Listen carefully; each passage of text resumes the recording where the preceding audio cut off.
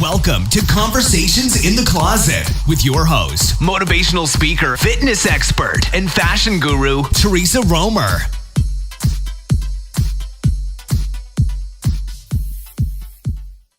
Welcome to Conversations in the Closet. I'm Theresa Roemer. I have my fabulous co-host, Michael Pearce. How you doing, Theresa? How you doing? And for my listeners out there, you guys, I know you can't see it, but you can only envision Your this. loss. It's huge. Your loss. You should be seeing it.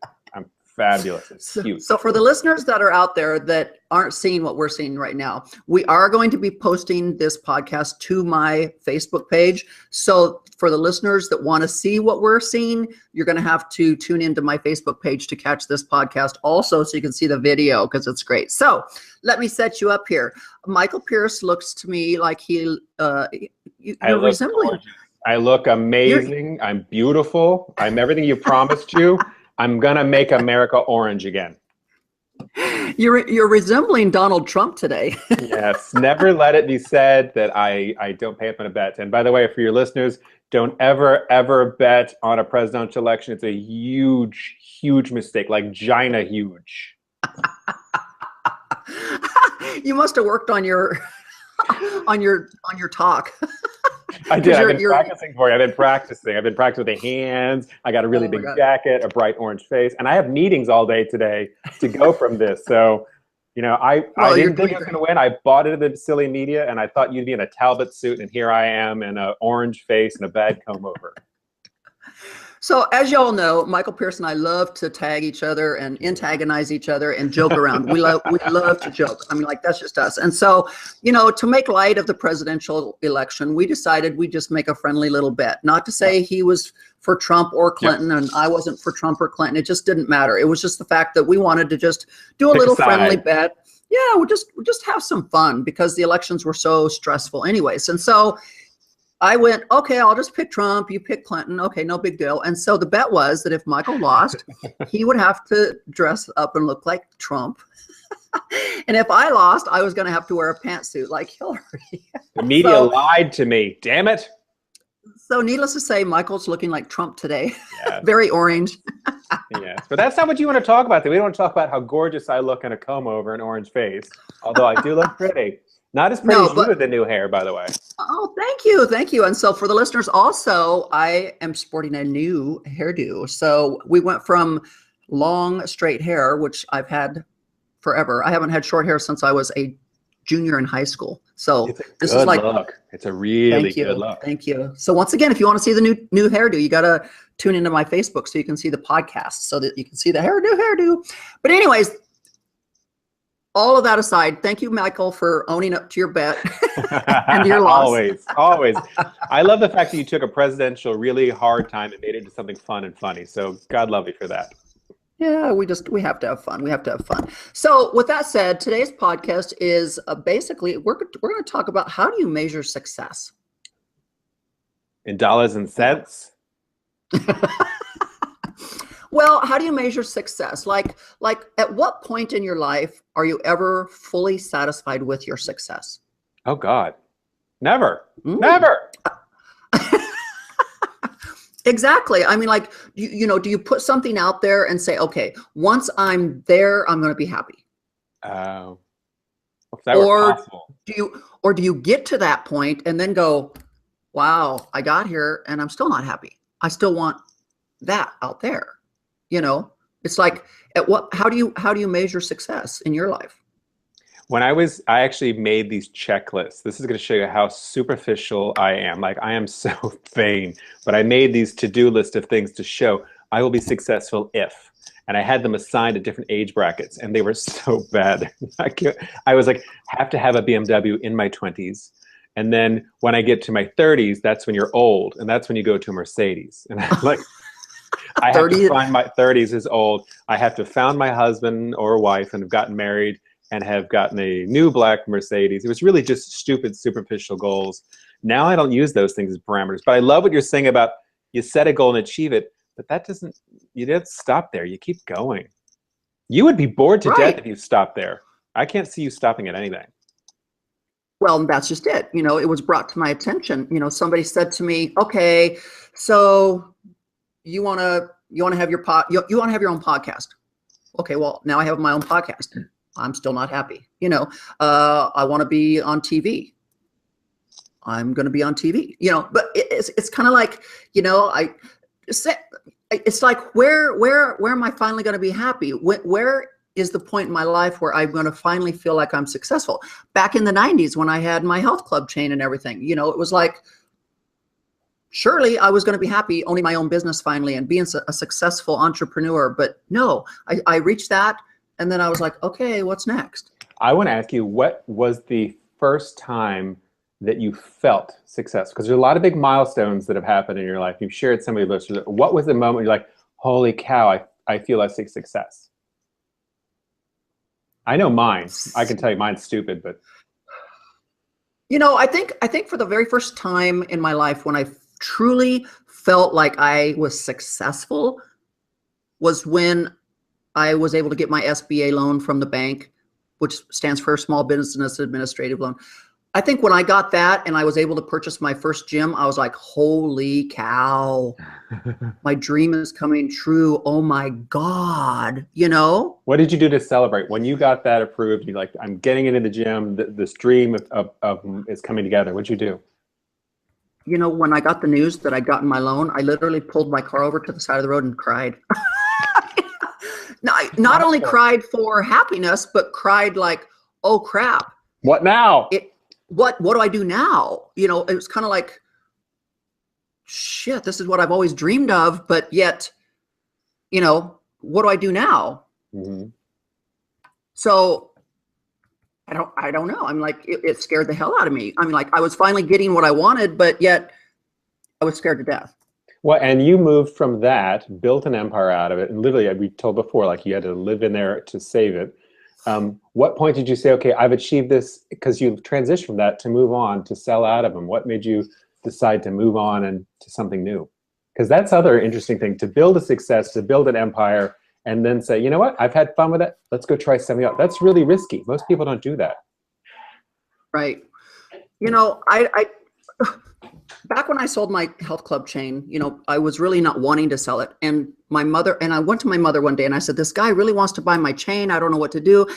I'm living my dream. Why would I want to sell my dream? And she's like, aren't you allowed to have more than one dream in life? Oh, good and mom. I was like, whoa. And at that point I thought, you know what? I'm going to have a lot of dreams in life and I'm going to pursue every single one of them. And so whether it be writing books like I've been doing, whether it be coming out with my candle line and my pillows and my fitness wear and my women's clothing line and a podcast and whatever. I mean, if I have an idea, I go with it. I pick it up like a football and I run with it and I'm like, let's see what happens, and it's like, I may be successful at it and I may not be, but I'm going to at least try. What about like a failure? Because I'm a firm believer that there aren't failures, they're just learning opportunities. But were there any big failures that most people would have looked at and said, okay, that's it, it's a failure, and you turned it around? Because you've had several of those too. Any of those big aha moments where you're like, Lord, this isn't going to work out, this isn't going to happen, and you still stuck with it?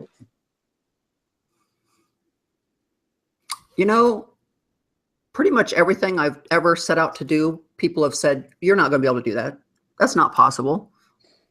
Are you living in a different world? But I don't try to tell other people how to live.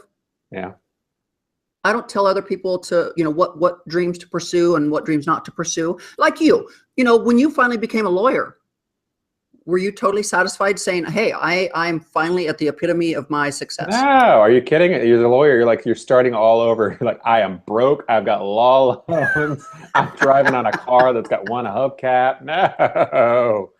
But I'm a firm believer, no matter what success thinking you have, there's always somebody who's doing a little bit better than you. So that's why my margins now are no longer things, but how I feel about what I'm doing, what I'm giving back at. And I think you have to have something to look forward to. I don't care if it's a trip. I don't care if it's a new job. It's the advanced degree. You have to have something to be moving towards. If you don't, then you're just standing still or living in the past. And I can't do that. Right. I mean, like when I go to be with the Lord, I really don't want to sit there and say, I wished I would have tried that. I mean, Yeah. like, we don't know how much longer we're here. So every single day I'm out there going, I got to make the best of this day, and I got to make this try to happen. And I got to make this dream try to happen. And I try to instill that in my daughter, cause she's nothing like me. I'm a hustler, and she's like, she's a lot like you in a lot of ways. She's gorgeous and she's got a big mouth and isn't afraid to use it. Well, thank you. The apple didn't fall far from the tree. No, you're right. But I'm definitely the entrepreneur. I'm the hustler. I'm the one that just will not sit still, and I will not take no for an answer. And she's the other one. She's the worker. If I tell her to go do stuff, she'll do it, but she doesn't come up with the ideas on her own. But she'll work till the cows come home. Do you think that has anything to do with the fact that you grew up without a lot of money and you saw that you wanted those things, whereas she has been fortunate enough to see you achieve this huge amount of success, so she hasn't had to go out? Do you think that has anything to do with it? Definitely. I think all of the hardships and all the terrible things I've gone through in my life have been the catalyst to help project me out there more. Truly. And that's what scares me about the millennials now, is because it doesn't seem like the millennials have to go through any hardships or any devastating things. We protect them so much. It's kind of like the soccer team. You put your kid on the soccer team and everybody gets a trophy. Well, that's why I asked you about the failure part, because to me, I think that's the bigger measure of success. We all have failures, and it's a matter of, when you have a failure, does it define you and stop you? Or do you do like you do and come back and say, you know what, screw that. I'm going to find a way to make this work. I'm going to make this dream happen. And you have that internal drive and ambition. Those are the learning opportunities you learn. I can make this better. And I think you're right. There are a lot of them right now that they just don't have that. And it scares the bejeebers out of me. Well, yeah, because with the millennials, they don't fall. None of them fall. We have everyone in this little cocoon of, protect. And I'm the same way with my daughter. Believe me, I'm guilty of it all day long. But to me, unless you fall, you don't know how to get back up. Amen. There's a couple I don't mind pushing. I'd like to walk up a couple and give them a good push. Maybe a trip. So with that said, I mean, like, are you satisfied right now with your success, or is there more out there for you? There's way more stupid things that we are going to do together, and amazing things. I'm going to be like, I knew her when. Oh my God, no. I like you. I want to go back on my deathbed and watching like your life flash before your eyes. Like, holy crap, did I really do that? Oh, I forgot about that. That was so stupid. I want that. Such as when you dressed up a week or so ago for the Rocky Horror.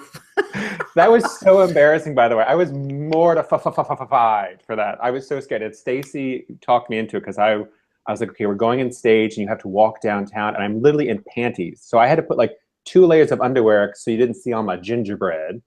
And I'm in thigh-high fishnets and like legitimate high heels. Stacy got out of the car in the exact same costume, and all the valets came around, like 30 people, like, can I help you, ma'am? I got out of the car and they scattered like cockroaches in the light. It was horrifying.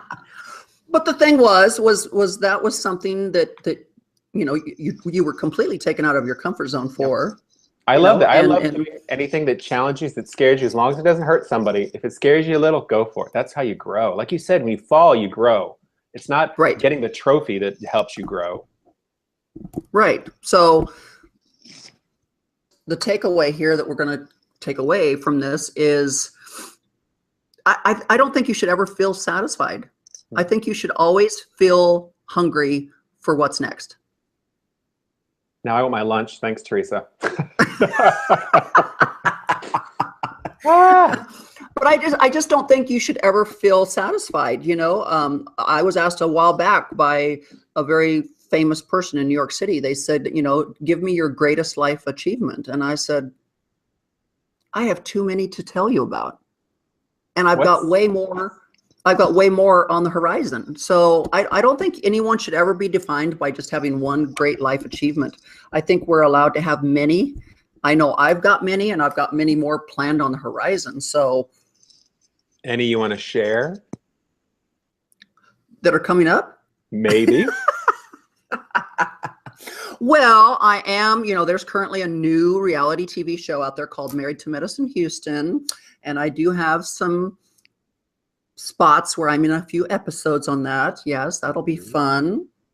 I'm working on another project with you. Pray tell, see where that one goes.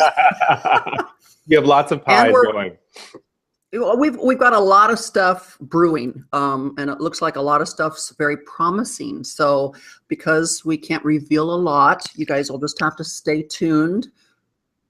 Listen to the podcast. I think that's a good message for your listeners too, is that you aren't just focusing on one thing. You have your hands in several different pies. You don't do too many, so you can't do them all, but you'll think, okay, I'm gonna try this, I'm gonna try this. You don't hedge your bets all in one place, and you work a lot. You work really, really hard at all the things you're doing, because none of this stuff comes easy or for free. Well, my mother used to tell me, don't put all your eggs in one basket. So, because if you put it all in one basket and it doesn't work, then you're devastated because you had put everything there, right? So I'm not going to put everything in one basket. I'm like an octopus. I have like 8-10 arms out there, and they're all working with baskets of eggs. What is that?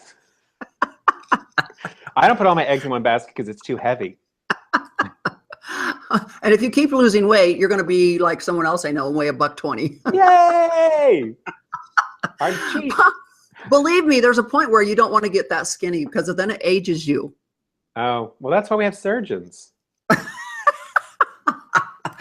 love the fact that Michael doesn't care about working out. He doesn't care. I mean, like, he's just like, there is a doctor to fix that anytime I need it done. I lifted this wig and put it on. So the takeaway here, guys, is I think everyone should never be satisfied, never feel complete. I think you need to go to your grave still yearning for that next bang in life. That sounds hot. Well, hey, if you're going to go out that way, you're going to go out that way. I mean, who am I to say how you're going to go out? I mean, like, that's probably my husband's dream come true. Is that's how he wants to go. I'm orange, but I'm really blushing, and it takes a lot for me to blush. That's why my husband wants to have sex 500 times a day, because he says, if I'm going to go out, that's how I'm going out. Empty. Completely fulfilled. You're so bad, Michael. Talk to my husband. My husband cannot know about this. See, this whole lecture of being hungry and wanting more is not a good tie-in where you just took that. Let's go back to the octopus with eggs. Like I said the takeaway here is let's not ever feel completely 100% satisfied. Let's not just be satisfied. Let's continue to yearn. Let's continue to strive. Let's continue to be eager for what's around the corner, because you never know. There could be exciting things around the corner, and if you're just feeling satisfied, you're going to like not even open that door and take a look. I'm opening every door. I open a closet door. I'm proof that monsters are in closets. I'm just saying. You're killing me, Michael.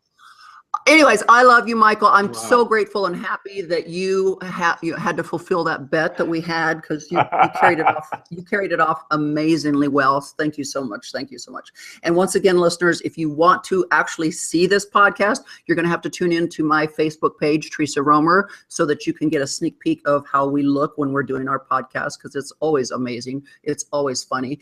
And make sure you get out there and find me on YouTube and subscribe to my channel, because you can catch a lot more of this kind of stuff on my YouTube channel. I'm out there everywhere in social media: Twitter, Facebook, Instagram, Pinterest. Yes. Did you find my Pinterest account, Michael? I did. I'm following all your boards. It's fabulous. But anyways, I'm everywhere in social media. So is Michael Pearce. Be sure to tune in again next week. We're going to maybe have another bet, and it'll be interesting to see who will win or lose that one also. But this time, guys, we definitely want to make sure you tune in and see this podcast on my Facebook page. So go find it. Make sure you all have a wonderful rest of the week, and we will catch you next week. You've been listening to Conversations in the Closet.